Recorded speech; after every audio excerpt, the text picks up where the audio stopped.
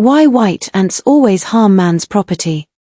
There came once such a terrible famine in the land that a grain of corn was worth far more than its weight in gold. A hungry spider was wandering through the forest looking for food. To his great joy he found a dead antelope. Knowing that he would not be allowed to reach home in safety with it, he wrapped it up very carefully in a long mat and bound it securely. Placing it on his head, he started for home. As he went, he wept bitterly, telling everyone that this was his dead grandfather's body. Everyone he met sympathized heartily with him. On his way he met the wolf and the leopard. These two wise animals suspected that this was one of Spider's tricks. They knew that he was not to be trusted. Walking on a little way, they discussed what they could do to find out what was in the bundle. They agreed to take a short cut across the country to a tree which they knew Cousin Spider must pass. When they reached this tree they hid themselves very carefully behind it and waited for him.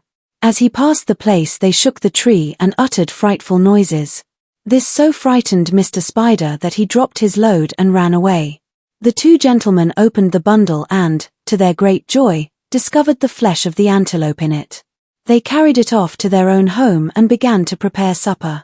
When Mr. Spider recovered from his fear, he began to wonder who could have been at the tree to make the noises. He decided that his enemies must be wolf and leopard. He made up his mind he would get his meat back from them. He took a small lizard and filed his teeth to fine, sharp points.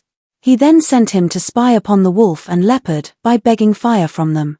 He was to get the fire and quench it as soon as he left their cottage. He could then return and ask a second time. If they asked him questions, he must smile and show his teeth. The lizard did as he was told, and everything turned out just as Spider had expected. Wolf and Leopard eagerly asked the lizard where he had his teeth filed so beautifully. He replied that filing Spider had done it for him. Wolf and Leopard discussed the matter and decided to have their teeth filed in the same way. They could then easily break the bones of their food.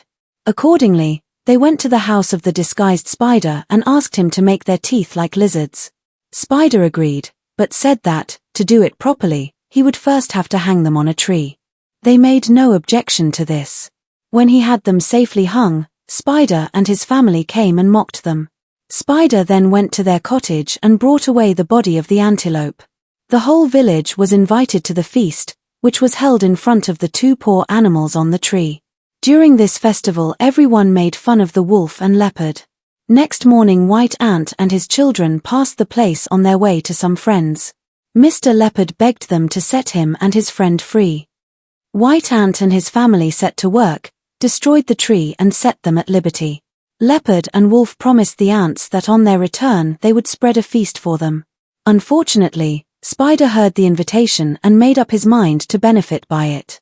On the third day, which was the very time set by the Wolf and Leopard, Spider dressed up his children like the ants.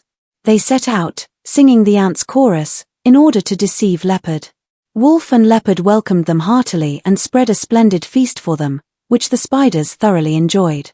Soon after their departure the real ants arrived. The two hosts, thinking these must be Spider and his family, poured boiling water over them and killed them all except the father. White Ant, on reaching home again, in great anger, vowed that he would never again help anyone. He would take every opportunity to harm property. From that day to this White Ants have been a perfect pest to man.